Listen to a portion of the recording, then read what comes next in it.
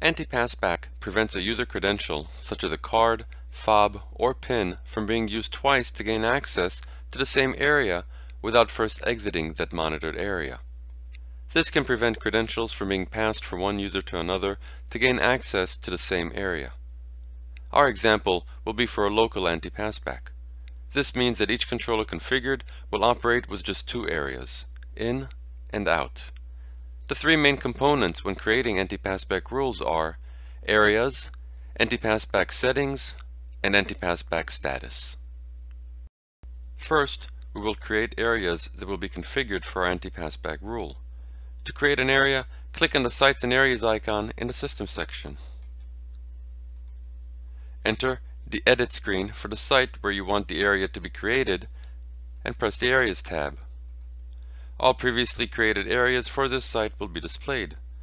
Enter a new area name in the space allocated on the right side of the screen and press the Add Area button when ready.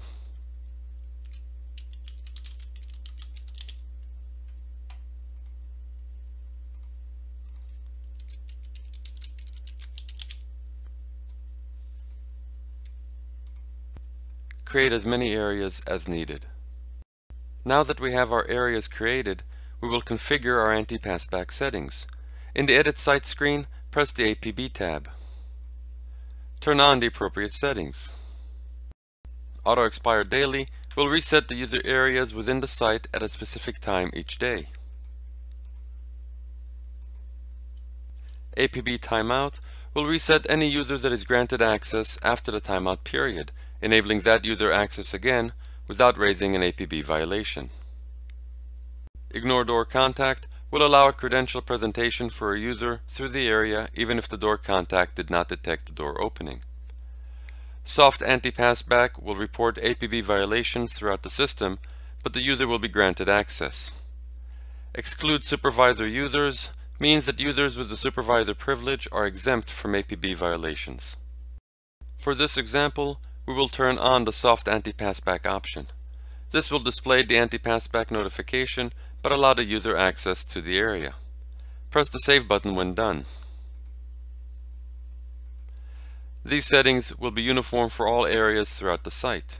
Remember that the Door Settings screen allows for individual door anti-passback configuration. For anti-passback to work on an area, a door and its readers must be assigned to that area. Enter the Edit Door screen setup for the respective door